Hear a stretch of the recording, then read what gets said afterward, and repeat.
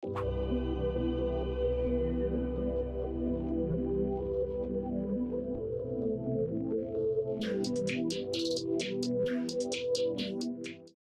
to Blue Origin for the 2 flights this year.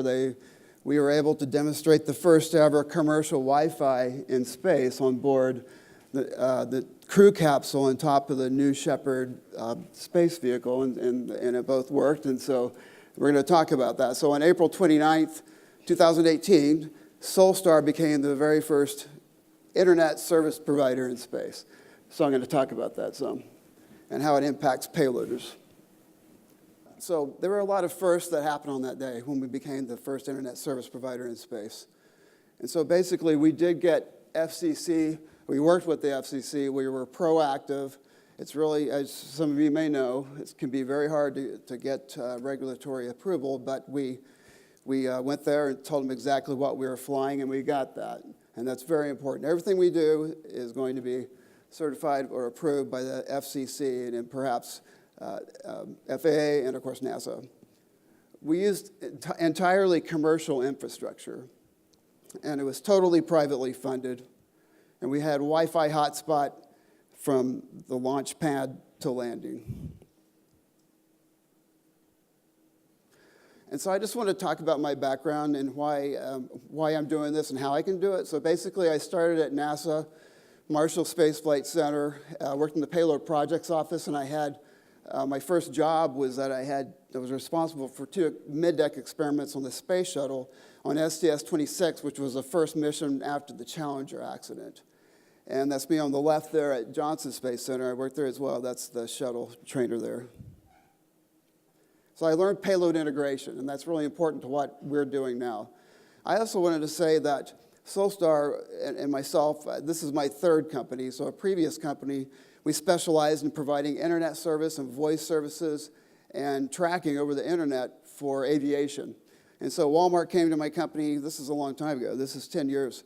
They have upwards of 30 Learjets. They wanted to track their Learjets over the internet, and so my company did that. So we've been doing Internet of Things for a long time before it became a buzzword. So we name our products and apps after astronauts. And so this is Harrison Schmitt, and I got to work with him for 2 years on the early planning, actually, for the spaceport that now is called Spaceport America, and that was over 20 years ago. So, and he lives in New Mexico, so that's him on the left. He was one of the last persons to walk on the moon. And then on the right is earlier this year before the flights, and I showed him his Schmitt Space Communicator, and he was really happy it was named after him. And a good thing, because we named it, and then I couldn't get a hold of him, because I was going to tell him, is it okay? We can name it after you. And then he's on this tour, you know, he's like this rock star tour now, right? You know, the Apollo. So, but anyway, he was very happy, and that's it right there. It doesn't take up that much space. It's not that big, but that's the locker that we have for New Shepard. And so this is, after it landed on the left, it was really great. They took us out to the capsule, so our space communicator is inside there in the capsule, and if Mannequin Skywalker would have been real, he could have used our Wi-Fi in space. And then they said, okay, let's go over to the rocket where it landed, and that was great. So we're over there with Blue Origin and their team. You can see them in the blue shirts, and that's me standing right behind Jeff Bezos, who is kneeling, who owns the company. And so we're there also with some other researchers from Germany and NASA, and those are our future customers. Let me give you an example. So we were looking at the rocket, and then this guy came walking towards us, and it was Jeff Bezos. So he said, I guess you guys are all the payloaders out there? And we're like, yeah. And he's like, okay, so you're waiting on your data probably, right? And everybody's like, yeah. But not us, because we had an internet connection on board. And so those are our customers. It's really old technology. They have to wait for your data after the rocket lands, hoping that your experiment is working, the battery didn't run out, that sort of thing. So they could have had, in the future, our customers will have easy two-way access via any internet-connected device. So here's the tweet. So basically, you know, we knew that there was a very good chance that our Wi-Fi would work, but we wanted to prove it to everybody. So we decided, okay, let's do something, and so we decided to tweet. And so there and we wanted to do it above the Kármán line. So the tweet says, brought to you from above the Kármán line, this tweet from Solstar Space Communicator on board new Shepard testing Wi-Fi capabilities in space for space entrepreneurs everywhere. Wi-Fi in space. And so the picture on the right is us inside the Blue Origin's payload facility. Myself and Mark Matosian, CTO, PhD on the right. And on the left is the guy who did most of the programming. And there's a lot of drama. It was hard for this to be successful that day. The flight, we reached space in 3 minutes and 45 seconds. And then we had like 77 seconds to post a tweet above the Kármán line. And so we did it, but we're relieved because right before that there were some issues outside of control, but it worked, and so we were like, oh no, and then, yeah. So why commercial Wi-Fi in space? So on the right, obviously, is the International Space Station, and on the left there is the wrench that was printed out through Made in Space 3D printer, which is on board today. And so a lot of people say, well, aren't they already doing Wi-Fi in space? That's like the first question that comes. And yes, they are. The government is supplying Wi-Fi on board the International Space Station using TDRA satellites, which are government satellites that were designed to keep the space shuttle and the International Space Station and keep the astronauts safe. So they weren't designed for modern internet communications. And so that's where we come in. And so we want to put our Slayton Space Communicator on board and provide commercial service on the space station. We're going to compete really hard, in case I have some competitors out there. So on the space station, we call it the Slayton Space Communicator. And so we're going to LEO as well, so we've done quite a bit of research, and we have a preliminary design for the space communicator. It's a lot different than the suborbit, and it's hard. It's all hard. But so anyway, and we're first to market in all this.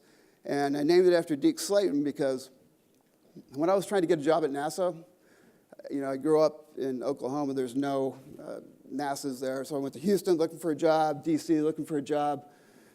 And then I moved to Huntsville, Alabama. I didn't know anybody. I was going to graduate school, though, but I wanted to work for NASA, and I was having a hard time getting on base. And I had, on my spring break previous year, I'd gone down and met Deke Slayton in Houston. He had a rocket company called Space Services Incorporated. It was the very first commercial rocket company, and they actually got a rocket off on the coast of Houston of Texas before the government said, don't do that again, But anyway, I called him. I said, do you remember me? I called him from Huntsville. He said, yeah. And I said, do you have any friends at Marshall that you could introduce me to? And he did. And so then about 6 months later, I got my first job. And so thank you, Deke. So our Charlie app is a payload access tool that we're also in development.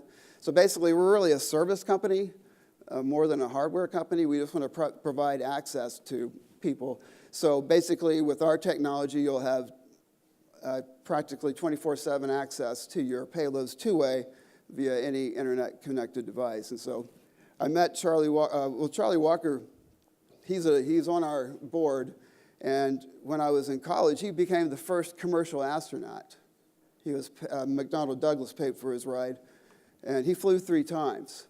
And he really loves our technology because he could have used it they're really busy up there, obviously, but he could have called home or just been in contact with people as well as the research team. He could have been in two-way contact with the research team, and that's tipping point technology. And we demonstrated it twice this year. So I wanted to document this whole thing. So I found a crew, and by the way, it's really easy to attract younger people to our company because they're so excited when you say Wi-Fi in space, man. They like it, and that's great. And another thing that our company is doing and other commercial space companies are doing is that you're attracting people that would not have the chance to be in the space industry. And they wanted to do it their whole life, so you bring them on, and they're just so grateful and gung-ho to be a part of it. That's the team on the right after the launch, after the successful mission. And on the left is Christina Korsholm. She's an actress. in Denmark, and she was a really good host. And so she went. I said, "You want to be involved?" She said, "Yeah." So I brought her in from Europe and into Wi-Fi in space, and she's just going crazy. So I'm going to show a video. It's a 2-minute video. It's just our first part, our first cut. We're working on a longer version for a short film.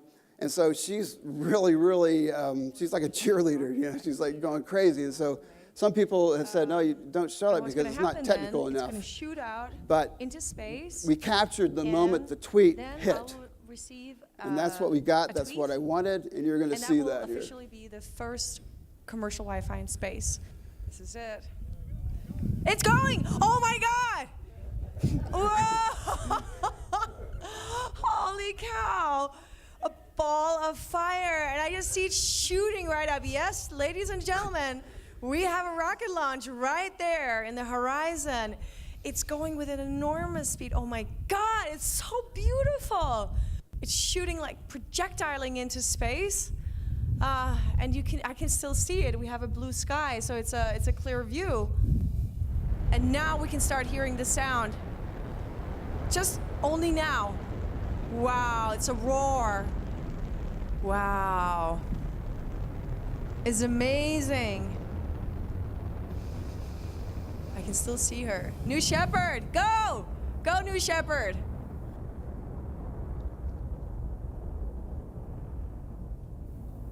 Can't believe it was a successful launch. Now we need the next huge leap, which is the Wi-Fi to come through. I'm refreshing my feed all the time here. My Twitter feed. Oh my God! I got a tweet! Woo! First commercial Wi-Fi in space! Yay! It happened 1 second ago. Can you believe it? It's here. Oh my gosh. So I'm gonna read out the tweet.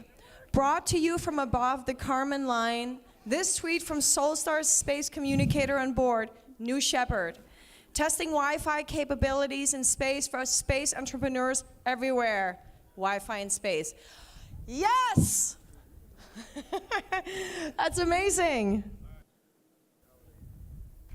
All right, I guess it's time for champagne, people. Thank you so much for being here with us. Let's plan for the next launch. I'm game. All right, see you later.